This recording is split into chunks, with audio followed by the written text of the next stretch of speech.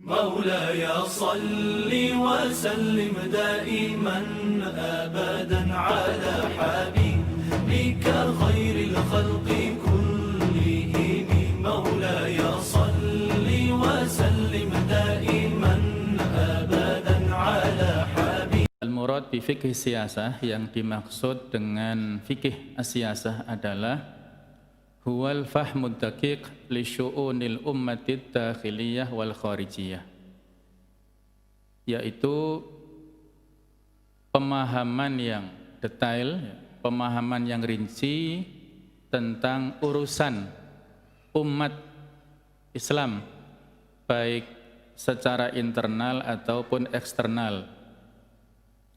Wa tadbiru hadhihi syu'un wa ri'ayatuha ala dawi ahkami syariah wa hadiha, dan mengatur segala urusan yang terkait dengan umat tersebut serta memeliharanya berdasarkan hukum-hukum syariat dan petunjuk syariat tersebut. Ini pengertian atau yang dimaksud dengan as-siyasah, ya. Yang kalau dari sisi makna secara bahasa, ya, as-siyasah itu adalah at-tadbir, mengatur atau mengendalikan. Ada hadis riwayat Bukhari yang berbunyi kanat Banu Israil tasusuhum al-anbiya, adalah Bani Israel itu dipimpin atau dikendalikan oleh para nabi. Jadi kata-kata sasa yasusu siasatan bisa bermakna mengatur, bisa bermakna mengendalikan, bisa bermakna memelihara. Sehingga yang dimaksud dengan fikih siasa adalah kita memahami secara detail, kita memahami secara rinci urusan umat Islam ini, baik itu secara internal ataupun eksternal. Secara internal berarti kekuatan yang dimiliki oleh umat Islam, segala macam potensi yang kita miliki, ya.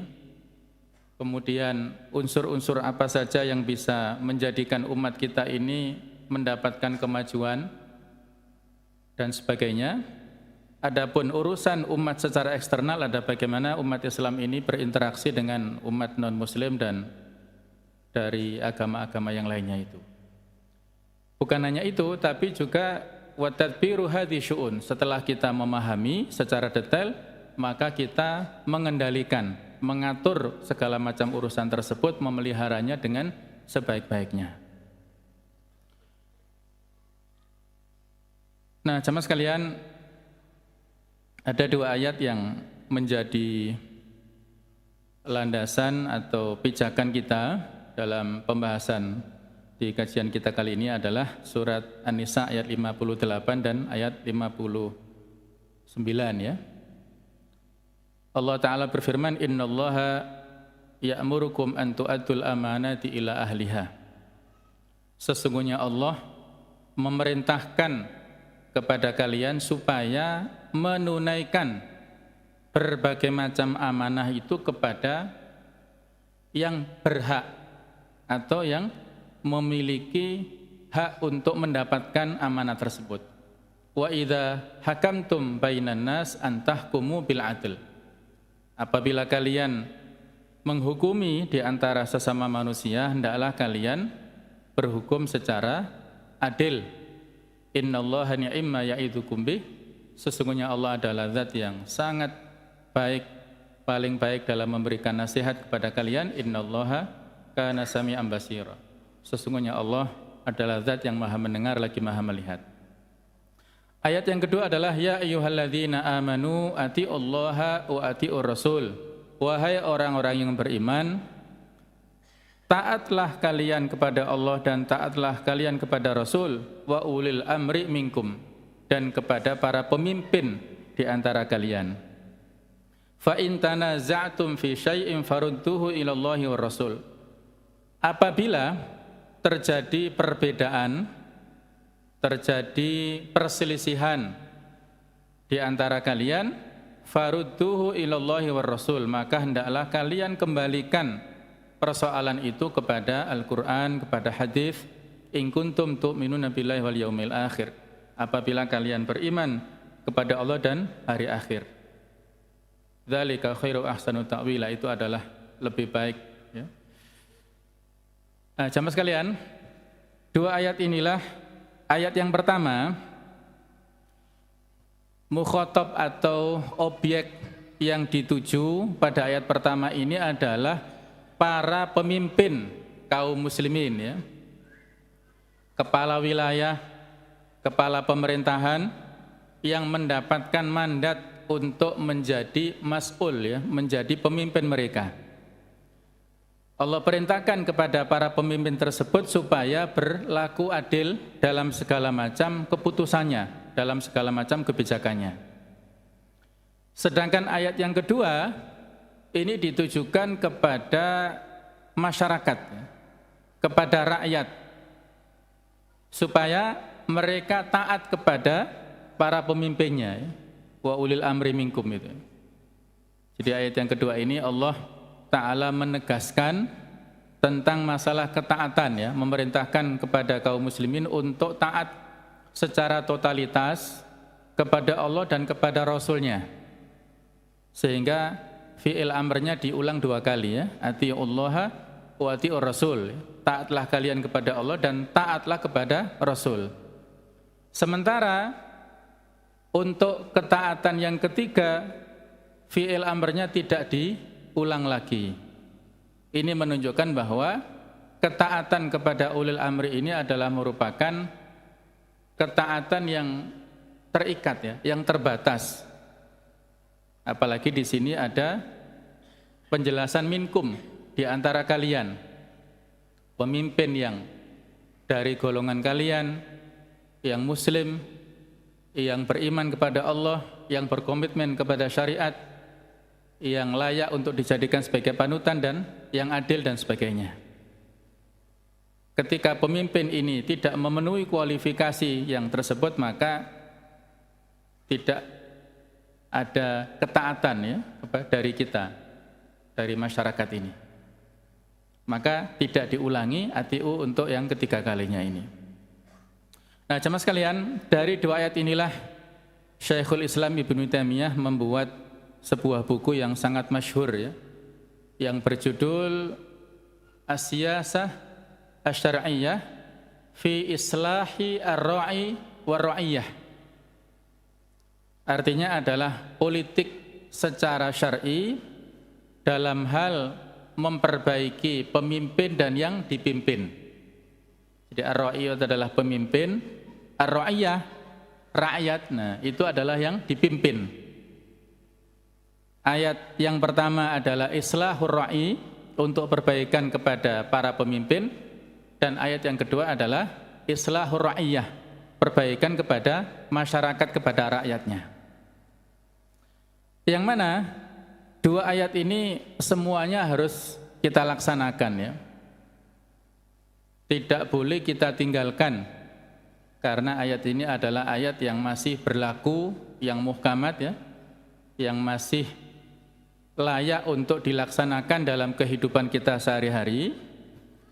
Sehingga ketika kita dituntut untuk memiliki atau memberikan ketaatan kepada pemimpin, nah, tentunya pemimpin itu harus memiliki kualifikasi yang adil, sebagaimana yang pertama itu, ya, ayat yang pertama ini. Jadi ini adalah sebuah konsekuensi, ya, perintah yang diberikan Allah kepada umat Islam yang tidak boleh kita tinggalkan. Umat Islam, masyarakatnya harus baik, pemimpinnya harus baik, sehingga di dalam doa-doa kita, ya, Rabbana hab lana min azwajina wa dzurriyyatina qurrata a'yun waj'alna lil muttaqina imama, ya. Di dalam doa ini kita memohon waj'alna lil muttaqina imama. Ya Allah, jadikan kami pemimpin untuk orang-orang yang bertakwa. Kita ingin supaya yang kita pimpin itu masyarakat, baik itu skup yang luas atau skup yang terkecil adalah keluarga, itu yang bertakwa. Ya. Kalau masyarakatnya bertakwa, insya Allah yang terpilih adalah pemimpin yang bertakwa pula. Ya. Tetapi kalau masyarakatnya masih belum memiliki pemahaman Islam yang baik, masih awam, maka yang terpilih itu adalah di antara mereka, yaitu yang masih belum memiliki pemahaman Islam secara baik. Nah, ini tugas kita sebagai seorang dai, ya, untuk menyebarkan Islam dengan baik. Politik dalam pandangan Islam, ya. Politik adalah bagian dari konsep syumuliyatul Islam atau manhaj syumuliyatul Islam. Kita tahu bahwa Islam ini adalah agama yang syamil, yang sempurna, ya. Yang kamil, yang menyeluruh, yang mutakamil, yang saling menyempurnakan, saling terkait antara satu bagian dengan bagian yang lainnya. Ada manhaj atau konsep dalam bidang akidah, ada konsep dalam bidang ibadah, ada konsep dalam hal ekonomi, ada konsep dalam hal pendidikan, ada konsep dalam hal sosial, dalam hal kemasyarakatan, dan juga ada konsep dalam bidang politik atau al-manhaj as-siyasi. Sehingga Islam tidak mengenal dikotomi antara agama dan politik. Ini beberapa waktu yang lalu yang menjadi polemik, ya. Agama berusaha untuk dipisahkan dari politik. Karena Islam adalah agama yang syamil, yang menyeluruh, yang di situ ada banyak ajarannya. Dan kalau kita mengingkari salah satu ajaran dalam agama Islam, berarti kita mengingkari Islam secara keseluruhan, ya. Ibarat sebuah tubuh manusia itu dikatakan tubuh apabila ada kepala, ada badannya, ada kakinya, ya. Kalau ada sebagian anggota tubuh yang tidak ada, maksudnya adalah kepalanya enggak ada atau kakinya enggak ada, maka tidak disebut manusia yang sempurna, ya. Begitu pula agama Islam ini memiliki asas, ya, memiliki konsep dan memiliki penopang, ya. Semuanya itu saling terkait antara satu dengan yang lain. Sehingga tidak bisa dipisahkan antara agama dengan politik. Politik adalah juz'un, as-siyasatu hiya juz'un min ta'alimil Islam. Politik adalah salah satu bagian dari Islam. Sama dengan sisi yang lainnya, pentingnya, ya. Politik dalam Islam tidak pernah lepas dari moral, dari akhlak. Sebagaimana saya katakan tadi, mutakamil, ya. Kalau konsep akidah dan sosial misalnya itu tidak bisa dipisahkan. Persoalan iman dengan persoalan menerima tamu, ya, mangkana yu'minu billahi wal yaumil akhir falyukrim dhaifahu. Nah, ini persoalan akidah dengan persoalan akhlak, tidak bisa dipisahkan. Demikian pula dalam hal politik tidak bisa dipisahkan, ya, dari moral akhlak yang dimiliki oleh seorang muslim. Politik harus kita terjemahkan dalam sebuah nilai dan ajaran agama dalam kehidupan yang real. Jadi ajaran Islam yang sangat baik ini harus direalisasikan dalam kehidupan yang konkret, ya. Bukan hanya sekedar wacana, bukan hanya sekedar untuk dipelajari, tetapi harus dilaksanakan secara real. Politik dalam Islam adalah segala tindakan manusia yang mengantarkannya ke arah kehidupan yang konstruktif, yang membangun, ya, dan menjauhkannya dari sifat dan perbuatan yang destruktif, yang merusak, selama tidak bertentangan dengan syariat. Ini disampaikan oleh Ibnul Qayyim dalam kitab At-Turuq Al-Hukmiyah li Siyasah Syar'iyyah. Bila politik dalam terminologi barat itu berarti negara, pemerintah beserta aktivitas sistemnya, maka siyasah dalam dilalah Islamiyah atau terminologi Islam lebih berorientasi pada makna maslahah tarbiyah, yaitu pembinaan, serta islah atau reformasi, dan taujih atau pengarahan. Nah, ini di antara pendapat ya, yang wajib atau yang perlu untuk kita fahami secara betul ya, bahwa kalau di dunia barat namanya politik ini diidentikan dengan tipu muslihat misalnya, politik itu kotor, politik itu identik dengan perebutan kekuasaan dan sebagainya. Nah, kalau dalam dilalah Islamiyah, terminologi Islam, justru politik ini bermakna yang baik, mengandung makna riayah, mengandung makna maslahah, mengandung makna tarbiyah, mengandung makna islah dan sebagainya. Nah, jemaah sekalian, as-siyasatu nau'ani, ini menurut Ibnu Khaldun ya. Politik itu ada dua ya, dua macam. Yang pertama adalah as-siyasatu syar'iyyah, politik yang bernuansa syariah, yang Islamiyah. Ta'ni yang dimaksud itu adalah hamlu al-kafati ay jami'in nas ala muqtadhan nazar asy-syar'i. Artinya mengkondisikan masyarakat semuanya mengikuti tuntutan pandangan syariat. Wal khilafah, dan juga kekhalifahan taqumu ala khirasatiddin, yang berdiri di atas penjagaan kepada agama, wasiyasatu dunya bihi, dan mengendalikan dunia ini dengan agama itu. Ini siasah atau politik yang bermakna baik ya. Namun pada saat yang lain ada as-siyasah ghairu syar'iyyah atau al-wad'iyah ya. Politik yang tidak syar'i, yang itu adalah buatan manusia ya. Fahiya siyasatul lati tahmilun nas ala muqtadhan nazar al-bashari. Politik yang tidak syar'i itu adalah yang mengkondisikan manusia kepada sesuatu yang sesuai dengan tuntutan pandangan manusia. Wal mutarjamah ila dasatir wad'iyah, dan diterjemahkan menjadi sebuah undang-undang buatan manusia, wa qawanin, dan aturan-aturan wad'iyah yang itu adalah buatan manusia, takunu badilan li syariatil islamiyah, yang itu menjadi ganti dari syariat Islamiyah, wa mughayyiratan laha, dan berlawanan, bertentangan dengan syariat Islam. Wa hadhihi siyasatul lati tarfudu at-tawajjuh bisiyasati syar'iyyah, dan siasat atau politik yang kedua ini bertolak belakang dengan orientasi yang diinginkan oleh syariat atau oleh siasat syar'iyyah. Itu adalah sebuah siasatan la dina laha ya, sebuah politik yang tidak berdasar kepada agama. Wa siyasatul lati la dina laha siyasatun jahiliyah, dan politik yang tidak berdasar kepada agama itu adalah siasah atau politik yang jahiliyah.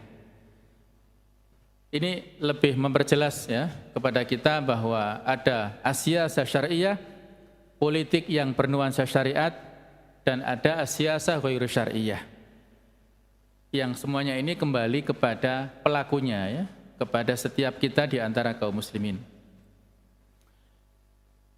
Apa kata ulama tentang masalah urgensi ya, betapa pentingnya politik itu? Di antaranya Khalifah yang ketiga Utsman bin Affan mengatakan, kebatilan yang tidak bisa dihilangkan dengan kitabullah akan Allah hilangkan melalui pedang penguasa. Ini perkataan Utsman yang sudah berabad-abad yang lalu ya, tetapi realitanya bisa kita lihat pada kehidupan sekarang ini ya. Misalnya beberapa waktu yang lalu ya, ketika Pemprov DKI Jakarta ya tidak memperpanjang izin operasional Hotel Alexis, itu di antara hikmah pelajaran yang beredar yang bisa kita ambil sebagai pelajaran berharga adalah betapa pentingnya peran atau posisi penguasa ya. Kalau dalam hadis kita sangat hafal, man ra'a minkum munkaran falyughayyirhu biyadihi. Barang siapa di antara kalian yang melihat kemungkaran, hendaklah dirubah dengan tangannya. Fa illam yastati fa bilisanihi, kalau tidak mampu maka dengan nasihat ya, dengan lidah, dengan ucapan. Fa illam yastati fa biqalbihi, kalau tidak mampu maka dengan hati. Wa dzalika ataful iman, itu adalah iman yang paling lemah. Nah, para ulama memberikan penjelasan di antara bentuk inkarul mungkar biliyad, mengingkari kemungkaran dengan tangan itu adalah mengingkari kemungkaran atau menolak kemungkaran dalam bentuk jabatan, dalam bentuk kekuasaan.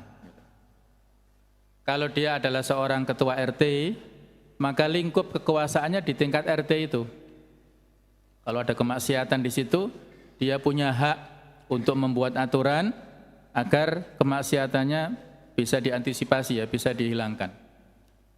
Kalau dia seorang kepala desa, maka wilayah kekuasaannya di desa itu. Begitu pula naik kalau dia seorang bupati, wali kota, sampai gubernur ya, sampai presiden. Semakin tinggi jabatan seseorang itu, maka kekuasaannya semakin luas dan semakin strategis ya. Ya, termasuk yang saya contohkan tadi ya. Kalau di Jakarta misalnya ada penceramah ataupun ustadz yang ceramah tentang masalah prostitusi ya, ceramah masalah perzinahan, ceramah tentang haramnya khamr, ceramah tentang masalah apapun yang itu dampaknya ya terhadap lokalisasi tempat-tempat maksiat itu kurang ya. Bisa jadi dia bertahun-tahun ya belum ada dampaknya terhadap penutupan tempat maksiat berupa Hotel Alexis itu ya. Tapi bagi seorang gubernur yang dia punya wewenang, tinggal memerintahkan kepada kepala dinas supaya tidak memperpanjang izinnya, selesai ya. Itu dalam waktu 1 hari atau mungkin beberapa jam saja ya. Nah, inilah efektivitas ingkarul mungkar ya, bagi seorang yang memiliki jabatan. Ya begitulah amar ma'ruf ya. Kalau ingkarul mungkar, menolak kemungkaran itu efektif dilakukan oleh seorang pejabat ya, pengambil keputusan. Begitu pula apabila memerintahkan yang baik. Misalnya beberapa daerah ya, beberapa kota atau kabupaten yang memerintahkan supaya pegawai yang muslim, yang laki-laki melaksanakan sholat berjamaah ya, setiap kali mendengar adzan itu meninggalkan aktivitasnya dan menuju ke musola, ke masjid yang ada di kantor itu untuk melaksanakan sholat jamaah. Ini bisa berupa peraturan wali kota atau peraturan bupati ya, itu sangat efektif. Atau ada di beberapa tempat misalnya kepala daerah membuat sebuah keputusan ya, surat edaran yang berisi wajib bagi pegawai negeri yang muslim untuk bisa membaca Al-Quran misalnya, terutama yang menempati posisi struktural ya, apakah ya, kepala SKPD ya, apakah dia kepala dinas atau kepala badan atau kepala bagian misalnya, dia wajib untuk bisa membaca Al-Quran misalnya. Nah, itu sudah dilakukan dalam sebuah aturan ya oleh kepala daerah di beberapa kota atau kabupaten ya. Atau aturan juga yang ada itu adalah surat edaran yang berisi himbauan atau perintah kepada pegawai-pegawai negeri yang muslimah untuk berjilbab misalnya. Tapi sayangnya jamaah sekalian, perda-perda yang bernuansa syariat ini dibatalkan oleh Kementerian Dalam Negeri.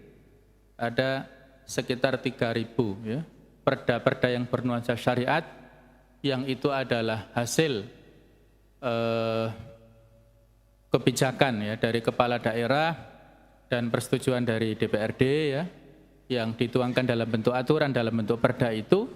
Yang terkesan itu adalah atau yang disinyalir menurut versi sepihak itu adalah bernuansa syariah, tidak mengakomodir ya umat yang lain dan sebagainya dengan dalam bentuk berbagai macam alasan sehingga dibatalkan. Nah, itu kembali siapa ya? Siapa yang membatalkan itu? Ya tentunya mereka-mereka yang tidak memiliki pemahaman utuh ya terhadap ajaran agama Islam ini. Akhirnya yang korbannya adalah kita kaum muslimin ini. Nah, jadi sekali lagi ini adalah persoalan kita bersama ya. Persoalan politik ini persoalan yang sangat strategis.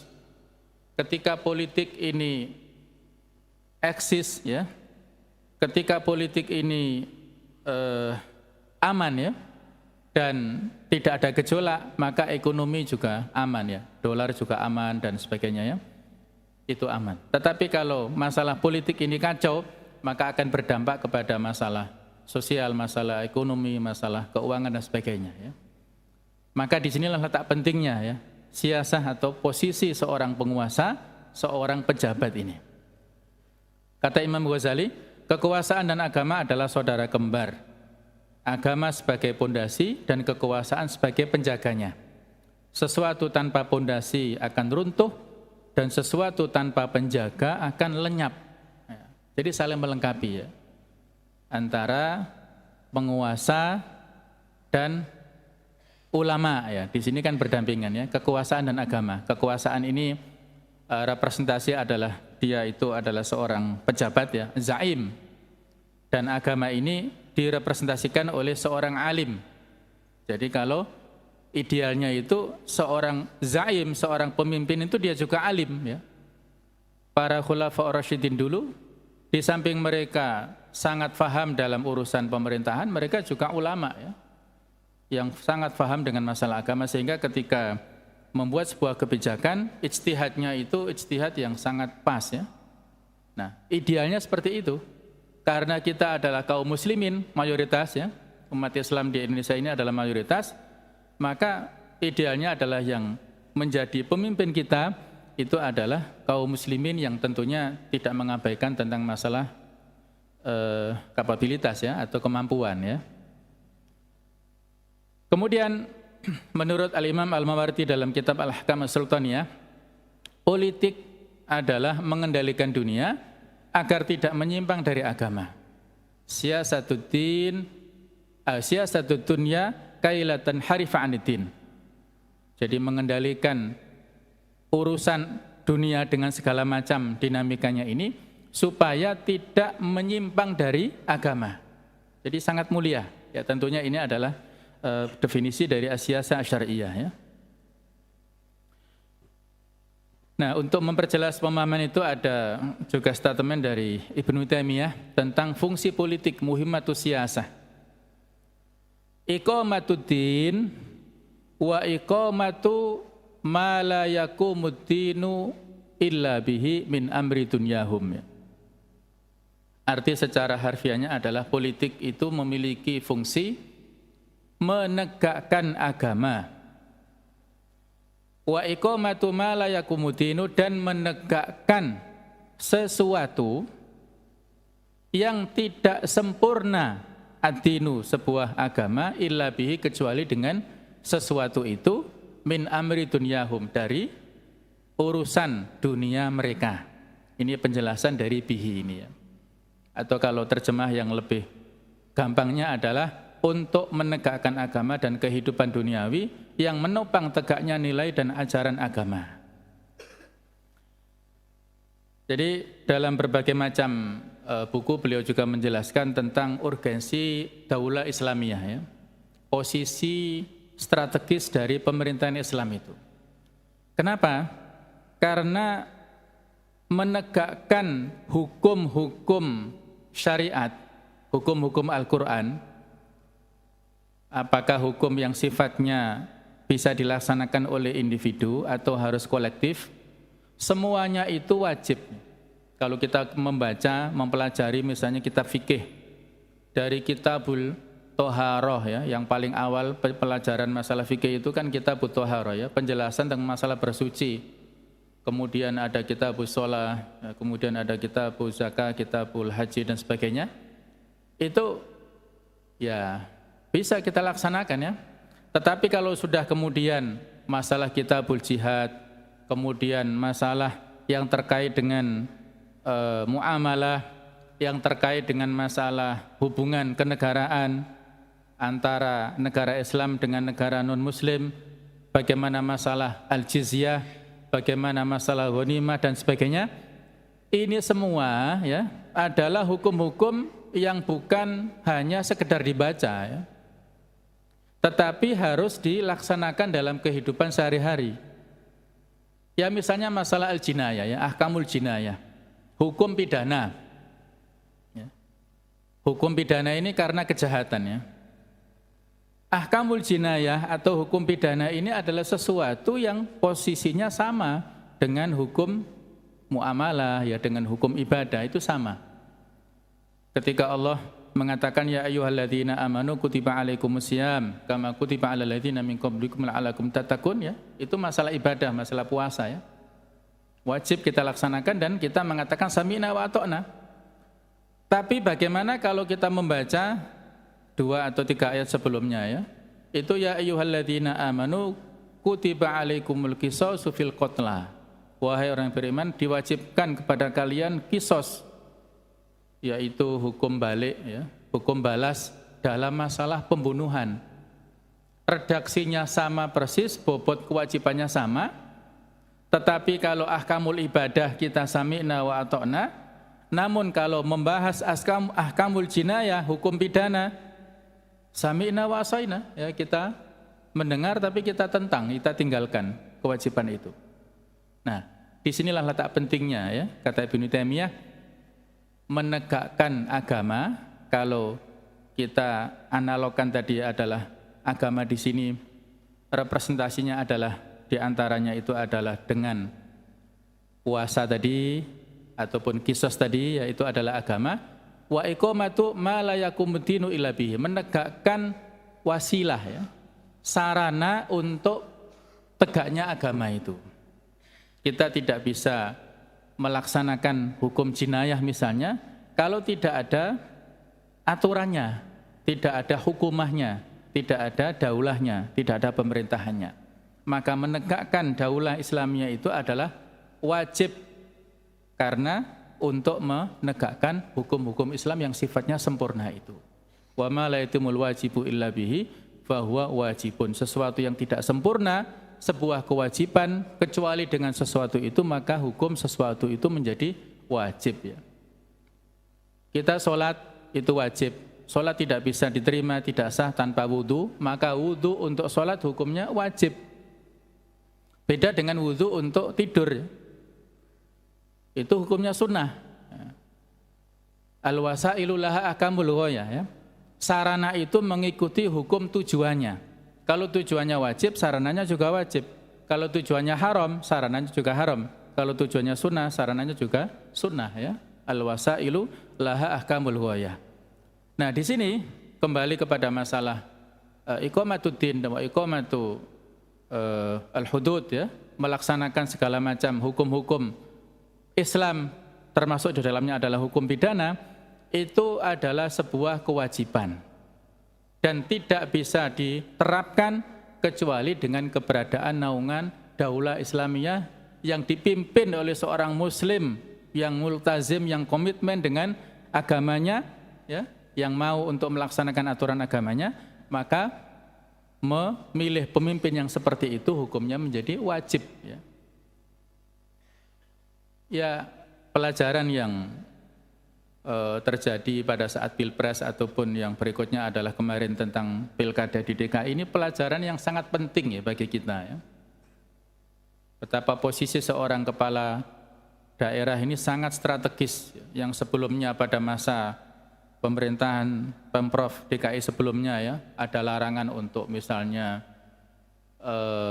takbir keliling misalnya ya, larangan untuk menyembelih binatang kurban di masjid-masjid misalnya ya, larangan untuk menjadikan Monas sebagai tablik akbar dan macam-macam lah.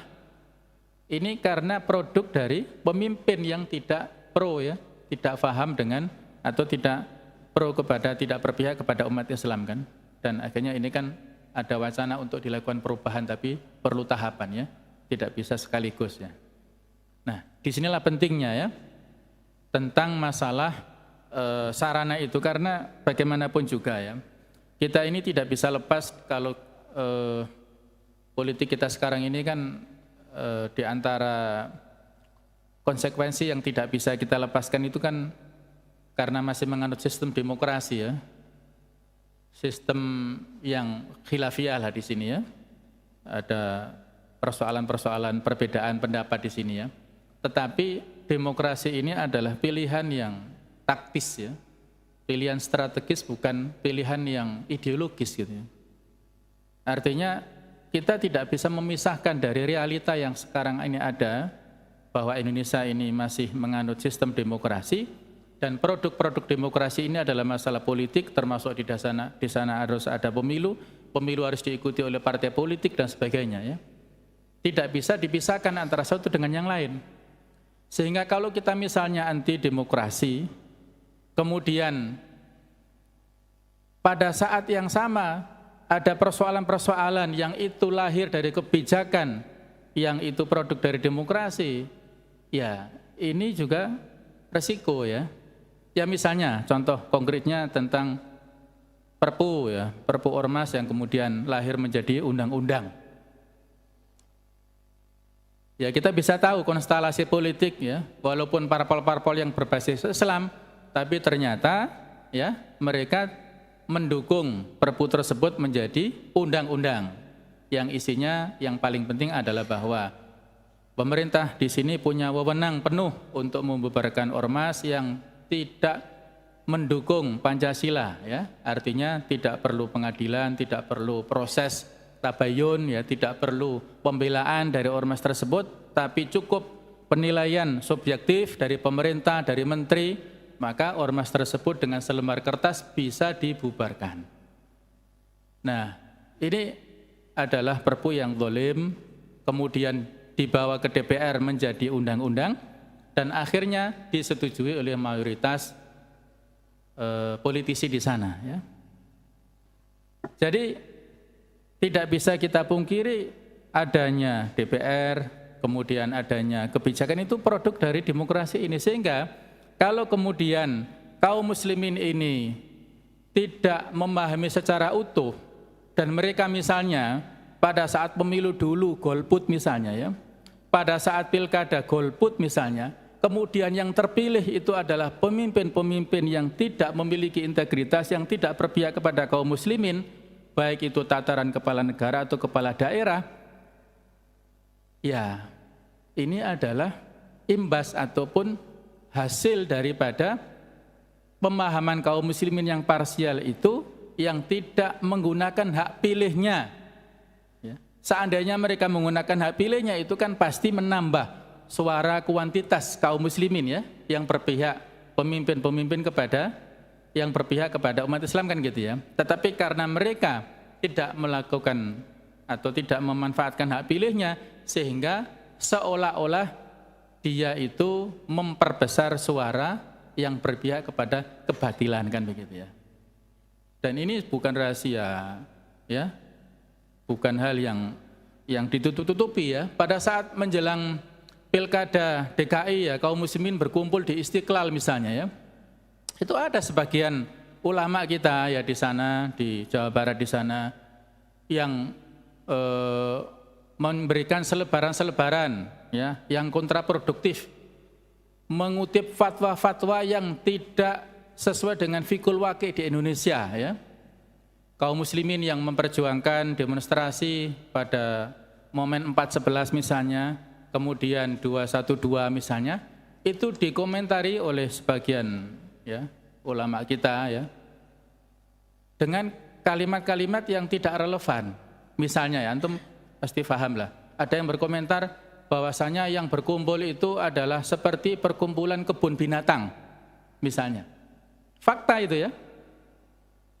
Mereka apa? Seolah-olah fisiknya berkumpul tetapi bercerai-berai hatinya ya. Ini kan tidak pada tempatnya ya.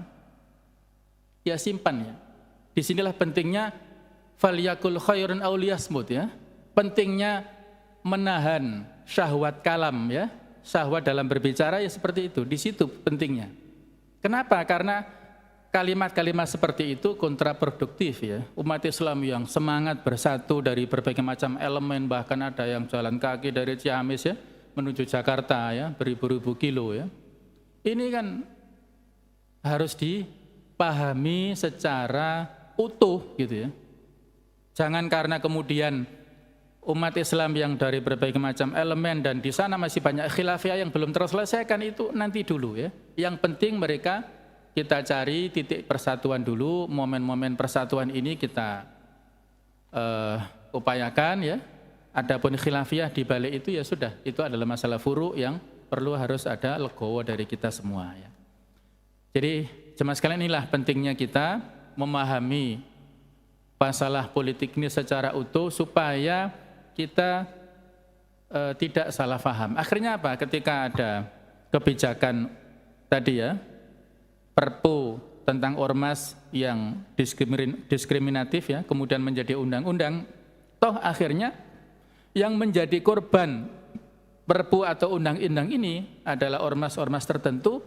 Mereka minta perlindungannya adalah kembali kepada parlemen, minta advokasinya, kemudian minta supaya diperjuangkan kembalinya kepada politisi, kepada parpol.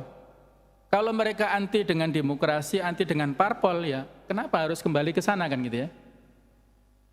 Artinya apa? Di sini ijtihad yang persoalan-persoalan itu perlu untuk ditinjau lagi ya. Karena apa? Ya, pada saat-saat tertentu memang kita membutuhkan ini ya. Politik ini adalah sangat strategis.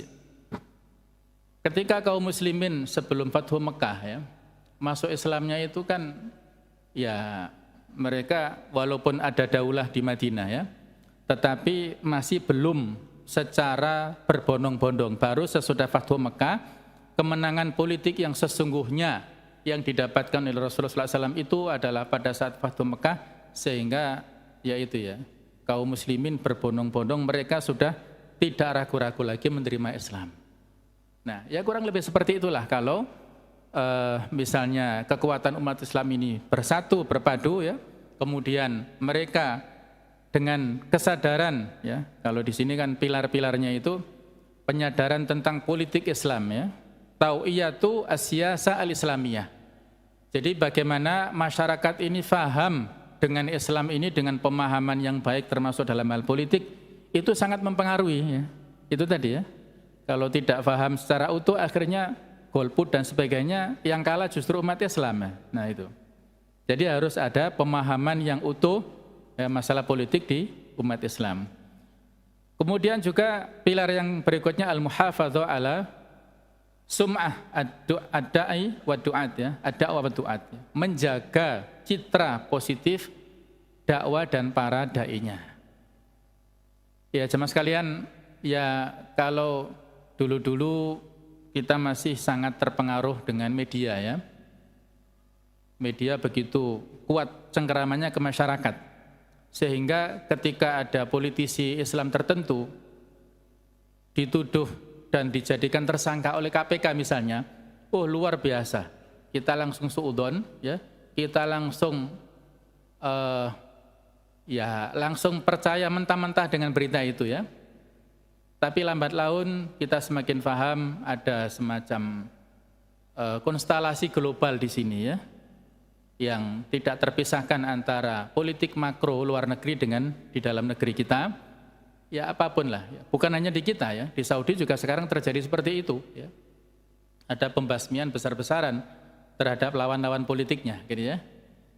Nah ini sesuatu yang harus kita pahami secara utuh supaya kita tidak gampang suudzon ya dengan politisi-politisi yang kebetulan terhadap ada persoalan tertentu yang tidak segaris dengan penguasa pada saat itu misalnya, yang akhirnya dituduh melakukan penyimpangan-penyimpangan padahal tidak ada kerugian negara di sana misalnya ya. Jadi pentingnya di sini kita jaga citra positif dari dai dan dakwah itu. Kemudian kasbur ra'i al-am lil Islam ya, meraih opini ya, pembentukan atau membentuk opini umum untuk Islam. Ini dari media ya. Jadi umat Islam harus memiliki media, terutama televisi lah ya. Ada sebagian yang alhamdulillah sudah ada televisi yang menyiarkan Islam ya, ceramah-ceramah, tetapi kan terbatas ya, masih digital ya. Nah, jadi dari media, apakah televisi, radio, koran, nah inilah bisa membentuk opini masyarakat. Nah, kalau opininya yang terbentuk salah, maka menjadi persepsi yang salah di masyarakat. Kemudian juga khidmatul ummah, memberikan pelayanan dan pembelaan ya, kepada umat Islam. Ya. Jadi pentingnya politik di sini adalah kita melakukan pembelaan. Jadi ada misalnya ada kejadian-kejadian tertentu ya yang menyudutkan umat Islam. Ya, ketika itu lewat jalur kekuasaan, ada lobby-lobby politik tertentu, maka ini lebih efektif ya daripada kita menyuarakan di jalan ya. Juga peduli terhadap kondisi dunia Islam, al-ihtimam biwad'il am al-islami. Kondisi Palestina, kondisi Rohingya, kondisi Irak, kondisi kaum muslimin di belahan dunia yang lain ya, mereka adalah saudara kita. Ketika kita membantu mereka, maka Allah akan membantu kita ya. Inilah pilar politik yang Islam ya. Kemudian mewujudkan alternatif yang Islami, ijadu al-badail al-islamiyah. Ketika ada sistem keuangan yang riba misalnya, maka ada perbankan syariah ya. Walaupun pada prakteknya ada banyak catatan ya, tapi inilah proses ya. Tidak boleh kita hakimi secara sepihak. Ini adalah proses yang menuju kepada perbaikan ya. Ketika ada pendidikan yang sekuler, maka ada alternatifnya dengan berdiri sekolah-sekolah Islam terpadu misalnya yang memadukan ilmu agama dengan ilmu dunia. Nah, ini adalah alternatif ya. Kemudian ad-difa' an syariah al-islamiyah, kita memiliki advokasi ya, kita membantu ya melakukan pembelaan terhadap syiar-syiar Islam. Jadi kalau dulu pada masa Rasulullah SAW, seorang wanita yang dilecehkan saja sampai kemudian Nabi SAW mengerahkan pasukan sehingga terjadi perang Bani Qainuqa itu ya. Begitu pula apabila ada syiar Islam yang dilecehkan yang kemarin yang sangat masif itu ya, dengan pelecehan surat Al-Maidah 51 itu, ya alhamdulillah ini sebuah gerakan yang luar biasa, momentum persatuan umat Islam ya. Islahul hukumah, melakukan perbaikan kepada pemerintahan ya.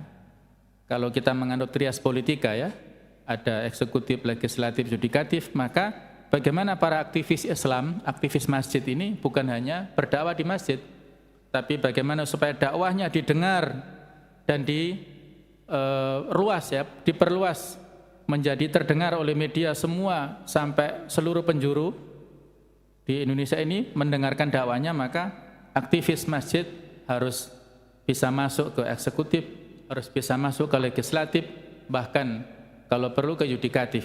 Tapi ujiannya sangat berat ya. Yudikatif ini ujiannya sangat berat, ujian dunia ya, itu sangat berat. Nah, ini adalah islahul hukumah. Yang terakhir at-taqninu syar'i, islamisasi perundang-undangan ya, mulai dari aturan yang skopnya lokal ya, peraturan-peraturan daerah, sampai kemudian peraturan di tingkat provinsi, sampai kemudian di tingkat nasional ya, peraturan pemerintah ataupun undang-undang. Ini pentingnya kita dalam bidang politik ya. Kita ada misi untuk bagaimana supaya aturan-aturan ini tidak bertentangan dengan aturan yang telah digariskan oleh Al-Quran dan oleh As-Sunnah. Al-Quran Sunnah ini sifatnya adalah merupakan rambu-rambu yang umum ya. Kemudian rinciannya itu ada pada masing-masing pejabat atau yang pengambil kebijakan itu. Ketika itu sudah ditata dengan baik ya, aturan-aturannya itu bernuansa syariah secara kemudian tidak bertentangan dengan agama, maka insya Allah umat Islam ini akan terkondisikan untuk menuju kepada kebaikan. Sekarang ini kan kenapa umat Islam misalnya kemaksiatan ya, merajalela itu kan tidak bisa kita hakimi sepihak ya. Contoh yang mudah misalnya wanita lah ya. Wanita dibolehkan bekerja sampai larut malam ya. Mereka keluar mall itu baru jam 10 malam. keluar sendirian, pakaiannya tidak menutup aurat, kemudian dia tidak membawa kendaraan pribadi, tapi kendaraan umum, mungkin naik becak, mungkin naik ojek. Nah, ini kan akhirnya menjadikan peluang-peluang maksiat dari kaum laki-laki ini menjadi terbuka kan gitu ya.